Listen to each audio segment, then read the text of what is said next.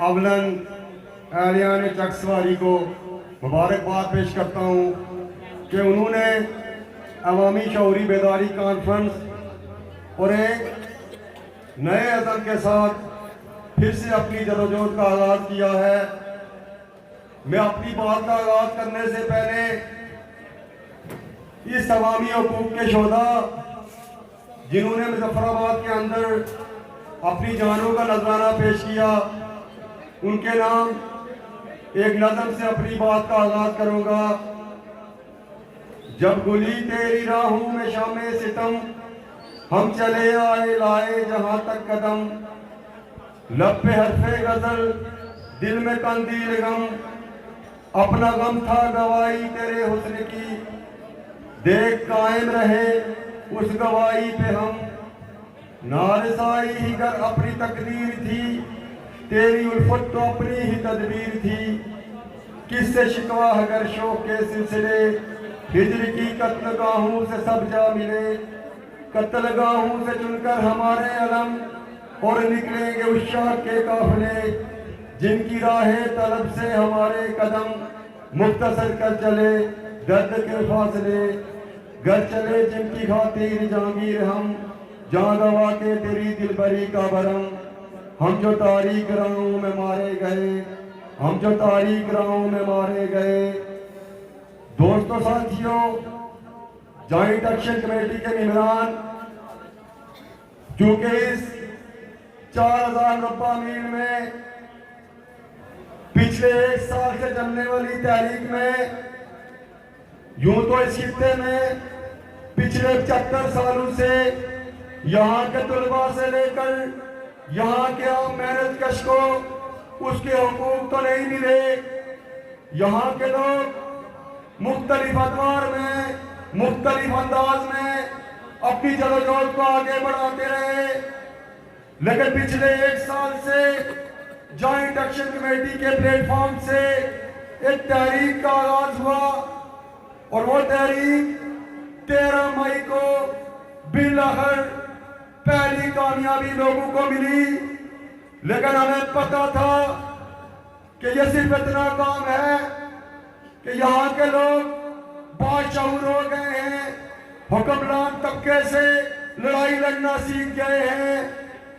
उसके बाद इस रियासत का हर बच्चा और बूढ़ा यह समझ चुका है कि अगर अवाम मुनज़्ज़म होगी, अगर अवाम मुद्दे के जदोजहद को आगे बढ़ाएगी, तो इन हुक्मरानों से वो अपने सारे हुकूक छीन के ले सकती है। हम समझते हैं कि ये जो हम खुशियां मना रहे हैं, ये कोई इस्तकबालिया प्रोग्रामात नहीं है, बहरहाल ये नए सिरे से तहरीक का आगाज है। चूंकि वो तहरीक अब अवाम के अंदर जा चुकी है, आपके मसाइल हल नहीं हुए। इस रियासत में एक बिजली का मसला नहीं है, एक कांटे का मसला नहीं है। इस रियासत के अंदर आज भी यहाँ के तलबा के पास तालीम नहीं, यहाँ के नौजवान के पास रोजगार नहीं। इन रोडों की जो हालत है, इन अस्पतालों में यहाँ के मेहनत कश के पास इलाज नहीं। और जफराबाद के अंदर बैठा हुआ हुक्मरान अय्याशियां कर रहा है। यहाँ पर कुछ लोग ये कहते हैं कि बाबा ये कोई कौम प्रस्तों की तारीख है। ये कोई कौम प्रस्तों की तारीख नहीं है।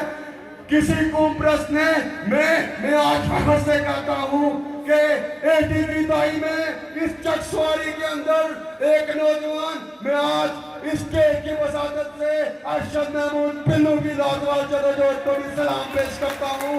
वो इसलिए कि 80 दाई में अरशद महमूद पिल्लू इन सड़कों के ऊपर नारे लगाता था, डैम हमारे, कब्जा तुम्हारा नामंजूर।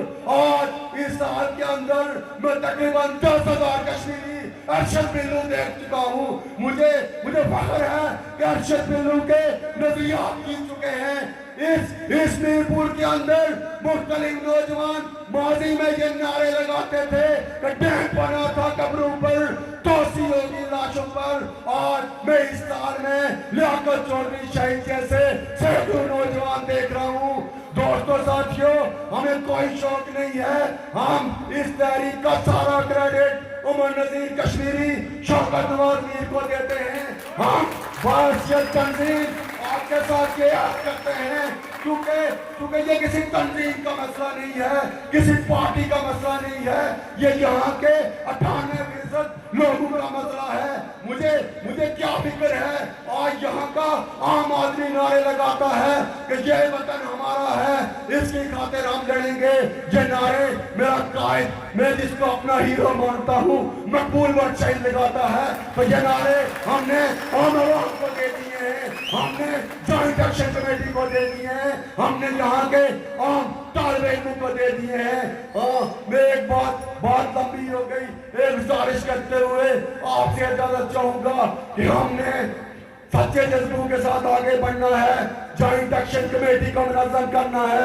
हमने हुक्मरान तबके की मुराद के खात्मे तक अपनी जदोजहद जारी रखनी है, हमने मुफ्त बिजली के उसूल तक अपनी जदोजहद जारी रखनी है। और हम समझते हैं कि जब इस सियासत के वसाइल आम आदमी के कंट्रोल में होंगे, जब यहाँ के मेहनत कशों को बाइज्जत रोजगार मिलेगा, जब यहाँ के लोगों को अस्पतालों के अंदर इलाज मिलेगा, जब तबकाती इंतजाम तालीम का खात्मा होगा, जब यहाँ पर सारे लोग सारा कंट्रोल भी मेहनत कश का होगा, वही एक हकीकी इनकलाब होगा।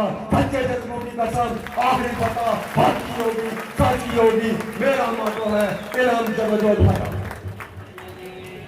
बहुत शुक्रिया जनाब समद शकील साहब। इसके बाद दोस्तों से गुजारिश है स्टेज से थोड़े साइड में खाली जिसने और हुआ